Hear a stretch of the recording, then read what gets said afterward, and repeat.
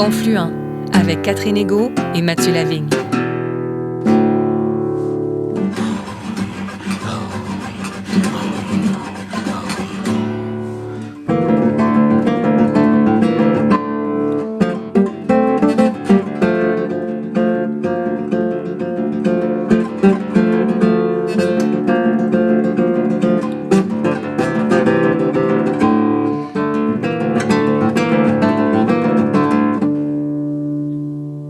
Bonjour Catherine.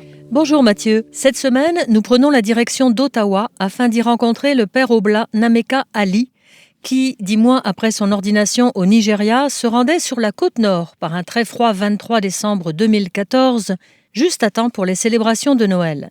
Le père Nameka a passé 8 années chez les Inuits, un peuple auquel il demeure très lié puisqu'il se rend encore fréquemment dans les communautés d'Ekwanichit et de Matimekosh Lac John. Issu du peuple Igbo situé au sud-est du Nigeria, le père Nameka avait à peine 11 ans quand il a senti l'appel de la mission et de la vie à l'étranger pour œuvrer auprès des personnes marginalisées.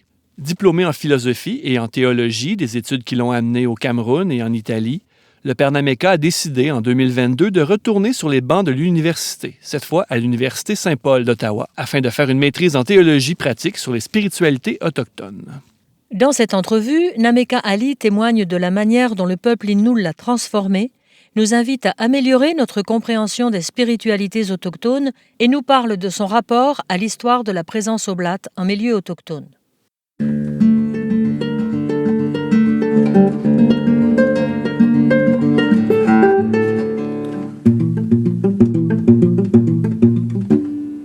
Nameka, bonjour. Bonjour Mathieu. Nameka, un grand merci de m'accueillir ici dans la bibliothèque, la maison Springhurst, une des maisons des Oblats à Ottawa. Merci de m'accueillir. C'est rien. Bienvenue. Et Nameka, on va régler une question tout de suite. Je pense qu'on va se tutoyer, Bien sûr. étant donné qu'on se connaît quand même depuis quelques années. Évidemment. Allons-y pour le tutoiement assumé. Oui, ça c'est bien assumé, il faut le dire. C'est ça, une question de régler. Nameka, tu as passé 8 années en milieu Innu. Donc, tu accompagnes encore ponctuellement les communautés Innu de la Côte-Nord, mais particulièrement, je pense, les communautés de Matimekosh Lac John, d'Ekwanichit aussi, qu'on connaît mieux sous le nom de Mingan. Et Nameka, tu as effectué l'an dernier un retour aux études. Est-ce que c'est l'an dernier? Oui. Ça fait plus d'un an déjà. C'est ma deuxième année. C'est ça. Donc, un retour aux études, mais bon, tu restes proche du peuple Innu. Tu reviens tout juste de Matimekosh Lac John où tu étais pour la montée Pascal. Nameka, je pense que c'est une question qu'on te pose peut-être souvent, mais en même temps, elle est toujours fascinante, cette question, ou du moins la réponse. Qu'est-ce que cette amitié que tu as développée au fil des années avec le peuple Innu t'a apporté? Comment le peuple Innu t'a transformé? Oui, c'est vrai. À y penser, je sais déjà que déjà en décembre, il fera 10 ans dans cette île de torture, dans son ensemble, mais surtout dans le territoire Innu que j'appelle vraiment chez moi actuellement. À vrai dire, en venant, je ne savais pas à quoi m'attendre. J'étais ouvert. Je suis curieux, mais je suis ouvert à apprendre de nouvelles choses. Mais on ne peut jamais être tout à fait sans des attentes et sans des a priori. Sauf que mes a priori n'étaient pas coulés sur le béton. Et donc, en arrivant, oui, avec toutes mes formations au Cameroun, en Italie, j'arrive avec possibilité. C'est une présomption, non? Dès que je connais déjà assez de théologie, je connais assez beaucoup de choses. Sauf que des Inuits m'ont fait atterrir. Naturellement, je suis quelqu'un qui aime beaucoup vivre dans ma tête. Je me sens plus à l'aise dans ma tête. C'est bien contrôlé. Mais les Inuits m'ont fait retourner dans mon cœur. De savoir que la tête seule ne suffit pas. Que le cœur a besoin aussi de communiquer régulièrement avec sa tête. Et donc, les Inuits m'ont, dès le départ, montré l'amour. Mais ce n'est pas un amour qui est donné juste pour donner. C'est un amour gratuit, mais qui se mérite aussi. Une vertu à ce qu'on a envie de marcher avec toi, on a envie de cheminer avec toi, mais tu dois aussi montrer ta disponibilité. Et donc, dès le départ, c'est évident qu'ils étaient là pour écouter, savoir comment est-ce qu'on va marcher, comment est-ce qu'on va procéder. Et donc, je vous laisse comprendre, parce qu'en arrivant dans la communauté ou dans la mission, je me suis rendu compte que ce n'était pas aussi facile que je l'aurais cru, que je l'aurais pensé. Mais ce qui m'a aidé, c'est la disponibilité des Inuits à marcher avec moi, à m'accepter, comme ils ont accepté aussi des confrères qui étaient avant moi, et comme ils acceptent aussi des confrères qui sont venus après moi. Et donc, ils m'ont montré que c'est possible de ne pas avoir la même vision du monde, mais pouvoir marcher ensemble. Ils m'ont montré qu'on peut être différent, mais sans que ça nous empêche de marcher ensemble. Ils m'ont montré que c'est possible d'être moi-même et toujours être accepté. Et donc, cette possibilité d'être qui je suis, juste moi, ce frère qui est accueilli parmi ses frères et sœurs, je pense que c'est la transformation de reconnaître. Je me suis retrouvé au fond. Ce n'est plus des rôles qu'on joue comme prêtre ou comme ministre ou comme tel autre. Ce n'est plus des rôles. Ils m'ont montré la possibilité d'assumer mon identité. Mon identité comme Igbo, mon identité comme Africain, mon identité aussi comme noir. Comme je le dis souvent, moi je réclame cette identité, mais c'est une identité comme chrétien et comme prêtre et comme oblat. Il n'y avait pas de complexité dans tout cela. Il n'y avait pas de complexe. Il m'acceptait, ce que je sois, tout cela. Juste être. Juste être. Et c'est pour ça que, de fois, comme on l'a dit, présence, être avec les gens. C'est un travail de dépouillement, d'humilité aussi, là. C'est vraiment l'humilité. Ouais. C'est vraiment l'humilité. Et vous savez, l'humilité, ce n'est pas un sujet évident. L'humilité, c'est un des vertus chrétiens dont on parle beaucoup, mais dont on pratique moins. C'est facile de parler de l'humilité, mais l'humilité, c'est se dépouiller. C'est d'être vulnérable, de montrer qui on est. Des fois, c'est facile de jouer le rôle, mais le fait d'être qui on est demande à ce qu'on puisse ne pas être à l'auteur de foi, mais juste c'est cela qu'ils étaient prêts à accueillir qui je suis, à m'aider à grandir, à cheminer, à devenir qui je suis appelé à être. Parce qu'il faut d'abord assumer qui on est avant d'arriver à qui on est appelé à être. Mais tant qu'on n'assume pas qui on est, on ne peut pas évoluer. Et donc, ce n'est pas juste m'accueillir pour accueillir, c'est accueillir pour marcher avec moi, ce qu'on puisse se découvrir ensemble, qu'on grandisse ensemble. Quand je me regarde, moi, aujourd'hui, et moi qui suis arrivé il y a, dans pas longtemps, 10 ans, je vois deux personnes différentes. Au niveau, dans plusieurs niveaux, au niveau de ma foi, au niveau de ma connaissance, au niveau de ma relation, au niveau de l'estime de soi et beaucoup d'autres. Et donc, qu'est-ce que les humains m'ont apporté? Tout, je dirais. Tout. Et tout, sauf que tout cela ne consistait pas à me changer, mais juste à devenir moi. Oui, c'est ça. Donc, ils m'ont aidé à faire émerger ce qui était déjà là. Exactement.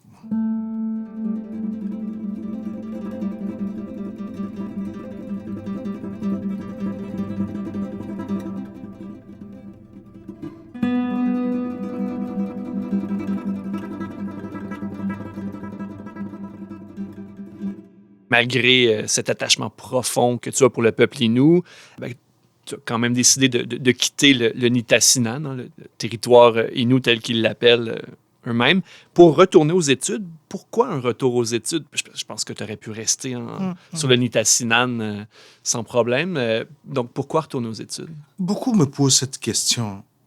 Et j'ai dit, c'est pas malgré cela, c'est pas malgré cet amour. C'est à cause de cet amour, au fond. C'est à cause de cet amour. Parce que, à vrai dire, avant d'arriver dans la mission Innu, ou dans la mission autochtone, j'avais juré de ne plus retourner faire la théologie. J'en ai déjà marre. La théologie me semblait trop plate, trop parfaite pour être vraie. Et donc, je ne me retrouvais pas dans la théologie. C'est en étant chez des Inuits que je me suis rendu compte que la théologie peut être autre que cela. Et donc, arriver chez des Inuits, retourner aux études, c'est pas malgré cela, mais c'est plutôt... Je me suis rendu compte qu'il y a autant, ils m'ont tellement donné que je me suis dit, il y a un domaine où j'ai plus de formation au niveau de la théologie. Et donc, si je peux apporter quelque chose à la communauté, il faudra que je puisse dialoguer avec ce que j'ai fait comme étude avant. Et un bac en théologie, je ne suis pas neutre dans ma manière de relationner. Donc, je veux dire, j'ai quand même cette étude déjà, mais ce n'est plus suffisant. Ce n'est plus suffisant pour être dans le milieu. Parce que la théologie que j'ai apprise jusqu'à là n'en tenait pas compte de certaines réalités.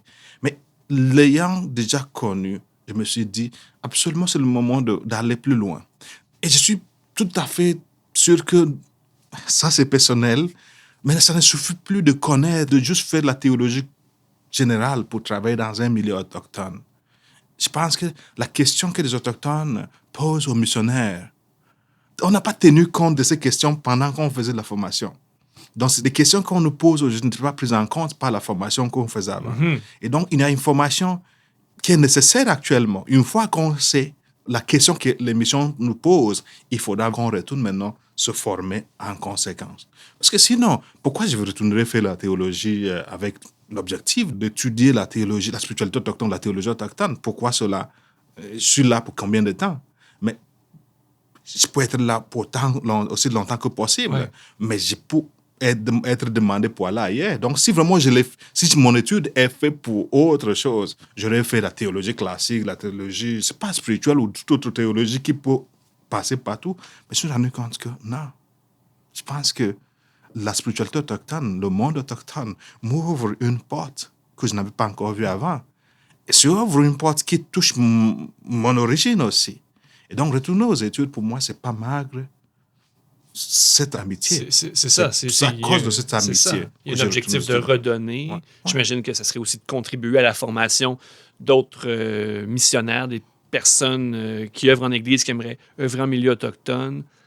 J'imagine qu'il y a un désir pour exactement, toi de vu qu'il y a une lacune, dans le fond. Oui, j'ai vu qu'il y a une lacune. Et beaucoup de gens qui prennent la parole, soit ne connaissent pas le milieu. On a beaucoup de gens qui, il faut le dire, mon directeur, que ce soit aussi Jean-François Roussel, et beaucoup d'autres, c'est des personnes qui sont vraiment bien connus dans le domaine et qui ne parlent pas juste de ce qu'ils ont lu. C'est des gens qui connaissent le terrain.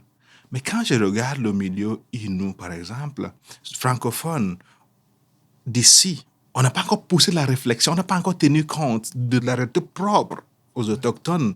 Je prends des Inuits, par exemple, où on a eu des confrères qui ont étudié, qui ont parlé d'eux. On a aussi beaucoup d'anthropologues qui en ont déjà fait. Mais quant à la théologie, je pense que la question que des Inuits posent n'est pas encore beaucoup étudiée. Oui, on a notre ami Anderan qui en fait autant aussi. Donc, il y en a plusieurs autres. Mais je pense que pour nous, comme missionnaires, on a besoin aussi d'être là. Pour plusieurs raisons. Parce qu'on était là quand la spiritualité autochtone a été mise à côté. Je pense que nous, on est aussi appelés à collaborer dans la restitution, dans le moment de recentraliser la spiritualité autochtone. Sans y participer, c'est comme amener quelqu'un dans la pluie et l'abandonner. Et donc, moi, arrêter, c'est aussi pour continuer à accompagner. Et jusqu'à là, je continue à redonner, à retourner régulièrement. Et comme je dis, souvent, Nitassinan, c'est chez moi. Ouais. Je suis parmi ceux qui pensent que arriver au Canada, ça ne suffit pas d'être au Canada, il faut être quelque part. Il faut toujours une terre. Et pour moi, ma terre, c'est la terre Innu. C'est la terre de la Côte-Nord. Je dis, d'habitude, je suis nord-côtier. Et donc, je ne dis pas pour aller ailleurs. Même si je m'en vais ailleurs, je représente aussi cela. Parce qu'ils m'ont t'apportes le Nitassinan avec toi. Et t'évoquais qu'il y a plusieurs questions que les Inuits posent aux missionnaires. C'est quoi ces questions-là? Quelles sont les questions que tu portes dans le cadre de ton retour aux études? C'est quoi ces questions-là qui t'ont mobilisé, qui t'ont incité à retourner à la réflexion, à la théologie, même si tu avais étudié beaucoup déjà en théologie? Il y a quelques mois, le pape François a écrit un texte où il parle de la théologie. Il appelle les théologiens à embrasser l'interdisciplinarité. Et comme on dit, il n'y a jamais, il y a un autre théologien qui dit, il n'y a jamais une théologie, il y a des théologies. Chaque théologie est toujours une réponse à un contexte, à un problème, à une solution. Donc, chaque théologie est contextuelle. Et donc, beaucoup de choses qui est fait jusqu'à là dans le milieu autochtone, dans le milieu Innu, restent toujours une théologie venant d'en haut. Venant d'en haut parce que c'est comme on essaye de l'ajuster, de l'adapter dans le milieu, au lieu de laisser émerger. Des intuitions théologiques, du terrain.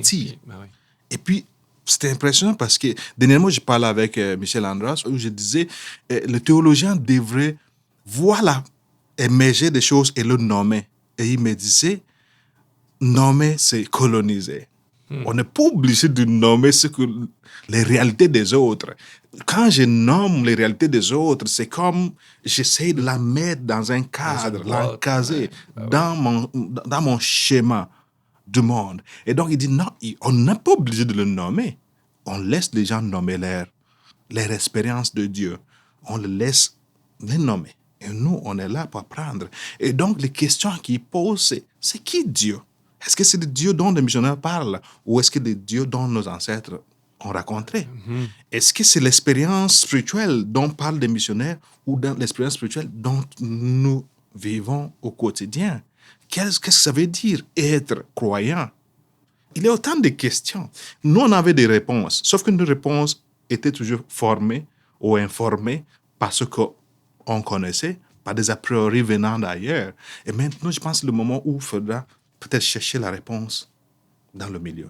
Et donc, mes formations, c'est juste me donner des bases, des méthodologies, des mécanismes qui me permettent de comprendre quand ils parlent.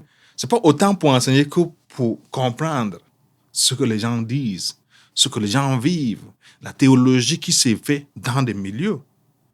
Et donc, des questions qu'ils posent ne sont pas différentes des questions qui se posent ailleurs. Sauf que les questions qu'ils posent sont particulières à eux. À ce qu'ils vivent. À ce qu'ils vivent, à qui ils sont. Puis tout à l'heure, tu as évoqué dans une de tes réponses précédentes, tu disais que ces questions-là faisaient écho aussi à tes origines. De quelle manière? Je continue à dire que on le savait, mais on fait semblant de ne pas savoir que Dieu en soi n'appartient à aucune culture, ni à aucune religion. Ça n'appartient pas au christianisme, ça n'appartient pas au bouddhisme, ça n'appartient à personne. Dieu est là. Les gens le voient autrement. Il y a des gens qui le voient sous forme de vaches. Est-ce que c'est parce qu'ils le voient sous forme de vache que c'est moins que ceux qui le voient sous forme de soleil? Est-ce que c'est parce qu'ils le voient sous forme de soleil que c'est moins que ceux qui le voient comme un vieux blanc avec des barbes? Donc, nos perspectives et nos visions sont toujours informées par nos relations. Et quand on prend des questions de relations entre des éleveurs et des agriculteurs, des planteurs, on voit que leurs relations au monde, leurs relations diffèrent, même s'ils sont dans la même culture, même s'ils sont dans la même tribu, mais les relations sont différentes. Et donc, dans chaque culture, il y en a. Or, le peuple et nous sont des peuples de la terre. Mon peuple aussi est un peuple de la terre. Vous savez, ça ne fait pas moi que je me suis rendu compte que le Créateur, c'est la manière dont nous, mon peuple, appelle Dieu. Igbo appelle Dieu. Oui. On l'appelle Chineke, l'esprit qui crée, le Créateur. Pour moi, la traduction était toujours Dieu. Je n'ai jamais pensé au Créateur. Il n'y a qu'un mois, quelle idée m'est venue? Je me suis dit, le Créateur dont j'évoque chez des gens depuis longtemps, je n'ai jamais pensé que mon peuple adressait Dieu aussi comme le Créateur. Et donc, il y en a autant d'autres que je peux nommer même au niveau de la langue. En tout cas, c'est dans la langue nous, les verbes ne sont jamais impersonnels, comme en français ou d'autres langues où les verbes à l'infinitif sont toujours impersonnels. Danser, penser, jouer. Personne ne joue, personne ne danse, juste jouer. Or, en langue nous, c'est plutôt il joue. Jamais un verbe sera impersonnel. Donc, quand on va parler de verbe infinitif en nous, on va dire il danse, il joue, il boit, il mange, jamais boit ou comme ça. Ma langue, on va parler tu. Ah oui. Tu danses, il danse. Le verbe à l'infinitif sera dans la deuxième personne. Je l'ai fait, j'ai enseigné l'Igbo des années, mais je n'ai jamais vu cette ressemblance. Et donc, quand je vois toutes ces similitudes, je me dis, probablement je pensais étudier pour comprendre les Inuits. Je pense que je cherche à me comprendre moi-même. Ah oui. Donc, voir encore comment est-ce qu'il me donne quelque chose sans que je ne le sache. On dirait qu'on réfléchit jamais autant sur soi-même qu'au moment où on s'éloigne de d'où on vient. Oui, Ça nous donne une distance, puis là, c'est vrai. Hein? Ouais. On prend distance et puis on regarde.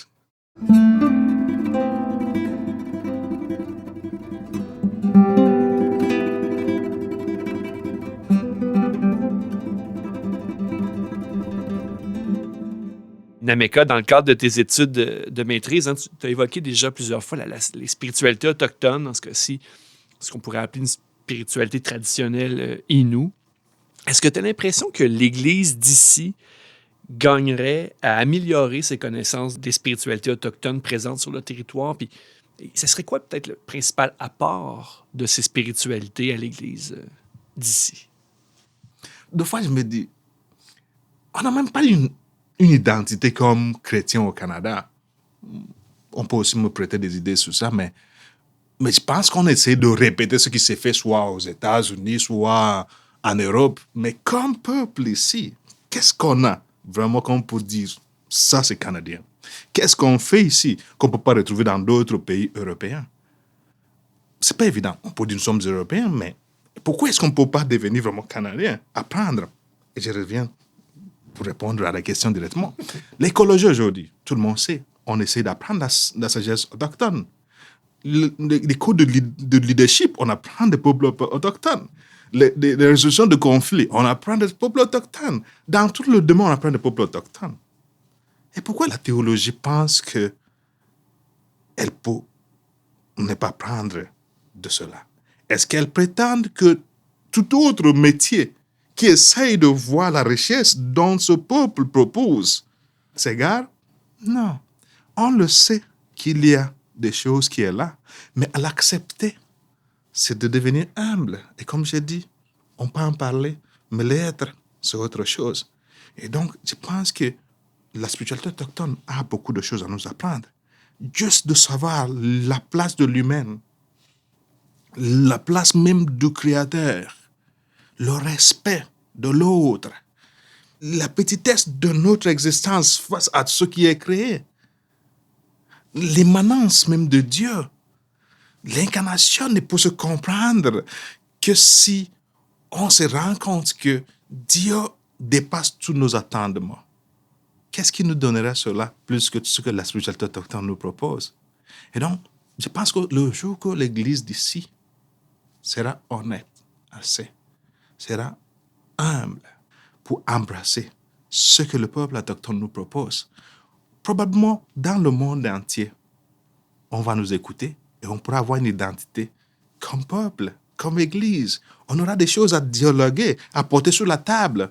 Mais tant qu'on continue à porter des choses que les Français peuvent porter, que les Allemands peuvent porter, que tout le monde peut porter, ben, on n'a rien à offrir. Et donc, si on est dans cette terre, on est appelé à assumer, à entrer en contact avec tout ce que la richesse de cette terre, la spiritualité de cette terre et Dieu de cette terre. Et donc, on a un chemin à faire. C'est long, pénible, et deux fois, ça nous appelle à être vulnérables. Et comme je dis, si Dieu se vulnérabilisait en devenant humaine, l'Église doit apprendre à se vulnérabiliser pour être vrai ou ressembler à son maître. Nameka, je rappelle que tu fais partie de la communauté des missionnaires Oblats de Marie Immaculée, donc communauté religieuse qui arrive sur la Côte-Nord en milieu Innu en 1844, c'est bien ça? Tout de ça.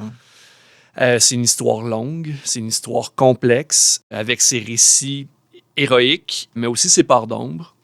Et dans un témoignage récent que tu as présenté dans le cadre d'un symposium international de missiologie, tu as raconté comment, alors que tu accompagnais l'arrêt sur la Côte-Nord de l'enquête nationale sur les femmes et les filles autochtones disparues ou assassinées, tu racontais comment tu as été bouleversé par certains témoignages qui mettaient en lumière des abus sexuels commis dans le passé par des Oblats. Nameka, comment cette expérience-là est venue transformer ton rapport à l'histoire de la présence oblate en sol Innu? En arrivant dans les milieux, je ne connaissais pas grand-chose. Ce n'est pas parce qu'il n'y avait pas de textes qui pouvaient me renseigner sur le passé. Non, c'est parce que on peut dire, c'est un choix intellectuel que j'ai fait deux fois. J'aime quand j'ai la possibilité d'avoir l'expérience. Je sais que chaque auteur parle de ça. Il n'y a rien qui se dit qui n'est pas formé par un contexte. Oui, oui.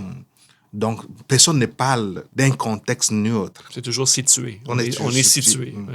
Et donc, chaque auteur raconte une histoire. Il le raconte en fonction de ses prismes, de ses perspectives, de ses expériences, ou même d'un objectif particulier.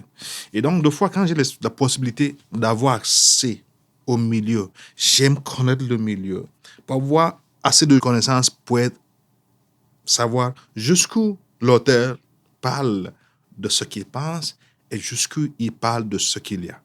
Et donc, j'ai décidé de vraiment ne pas me renseigner autant chez les Inuits. Je me dis, je m'en vais, je vis avec eux. Et puis ensuite, quand j'ai assez d'expérience, je pourrais recommencer à lire.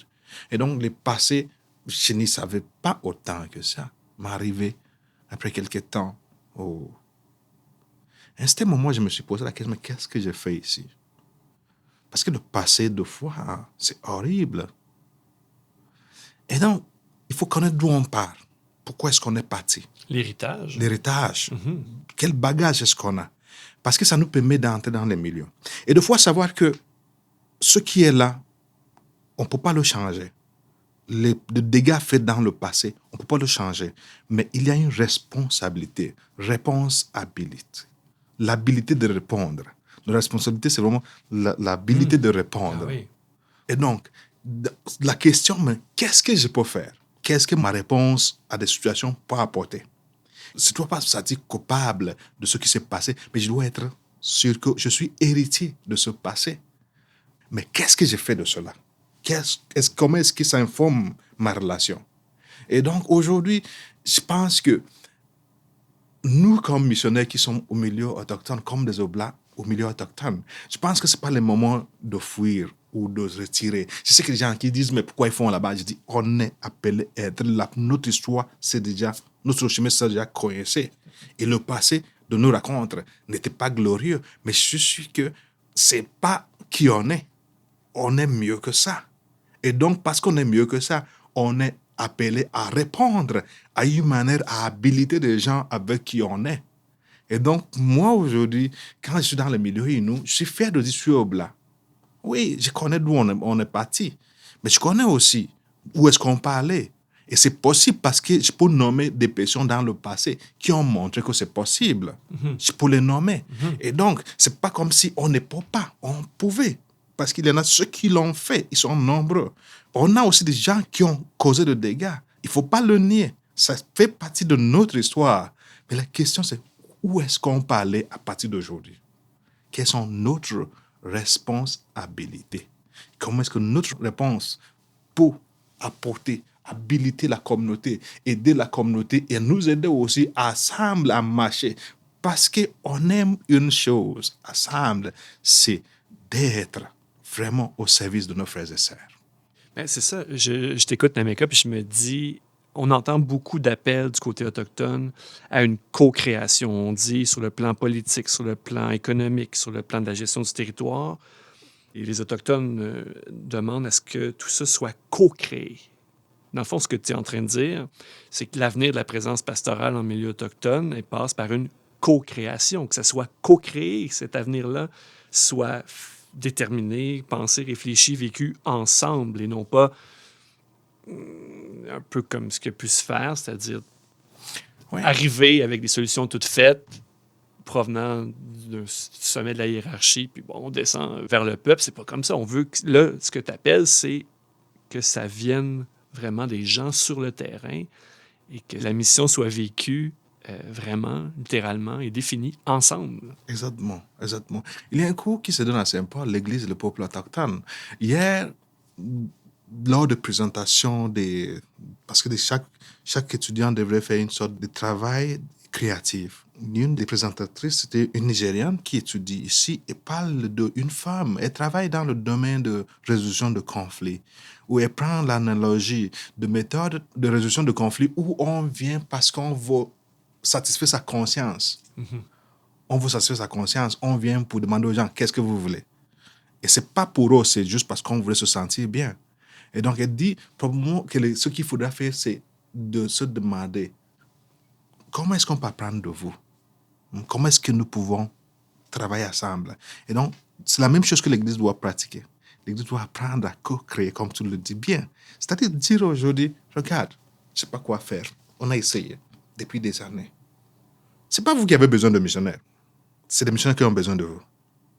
Si vous décidez de ne pas venir à l'église, le missionnaire peut faire un mois, il va partir.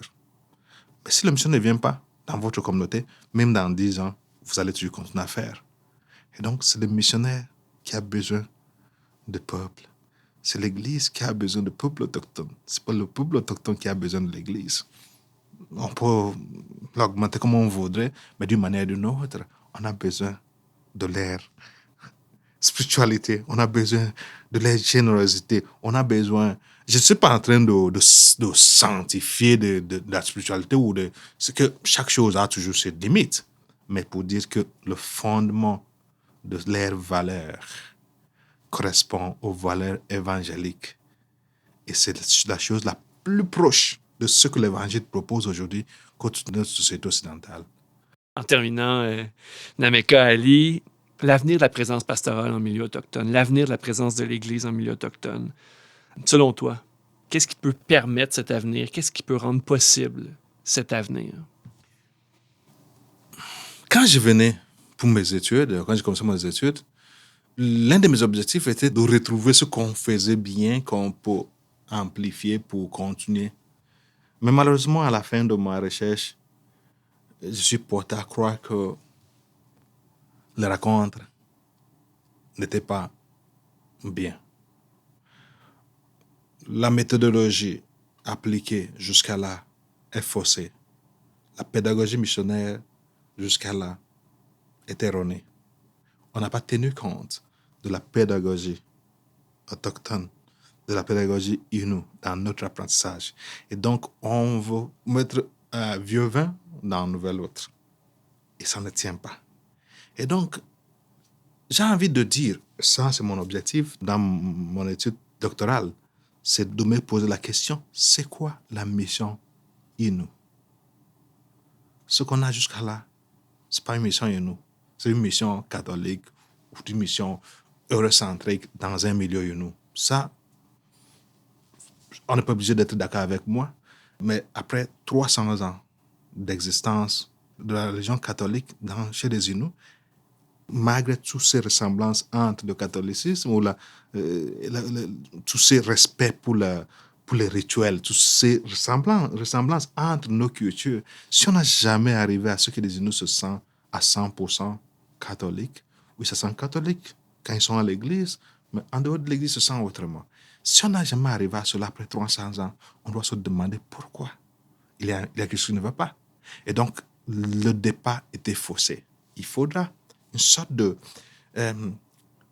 doute méthodique. C'est ce que je suis en train de douter. Doute méthodique. Ouais. Une sorte de mettre un son de frein. Vraiment calculé, de telle en sorte que ça ne soit pas séparé. Mais se dire, c'est mauvais, on recommence. Et donc, je propose, ça c'est mon objectif, de proposer à ceux qu'on essaye de regarder la pédagogie Innu et construire la méthodologie de la mission à partir de la pédagogie qui tient compte de la spiritualité, de la culture, de la sensibilité, de la vie du peuple Innu. Si on le fait, probablement, je suis sûr que ça va marcher. Pourquoi? Parce que les Inuits, leur vie, leurs valeurs et les valeurs évangéliques se croisent. Oui. Et donc, le problème, ce n'est pas des Inuits, c'est des missionnaires. Et donc, ça demande l'humilité encore de se dire, on s'est trompé, on doit recommencer. Et qu'est-ce que vous voudrez? Comment est-ce qu'on va procéder? Et donc, l'Église profitera en s'approchant pour créer quelque chose, non pas pour le peuple autochtone, mais pour l'ensemble de l'Église de Dieu. Ali Nameka, ou je devrais dire Père Ali Nameka. Un grand merci, Nameka, vraiment, de m'avoir accueilli aujourd'hui à Ottawa. C'était une conversation vraiment intéressante, fascinante, stimulante. C'est toujours un plaisir de parler avec toi, Nameka. Merci beaucoup. Merci. Merci infiniment.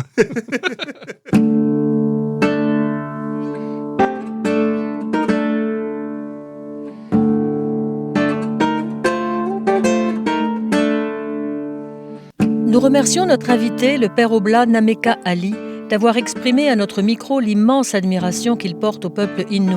L'émission Confluent est produite par Mission Chez Nous. Vous souhaitez en savoir plus sur cet organisme de solidarité chrétienne avec les premiers peuples? Visitez sans tarder notre site web www.missioncheznous.com. À la semaine prochaine, Catherine. À la semaine prochaine, Mathieu. D'ici là, restons fidèlement à l'écoute de Radio VM et Radio Galilée.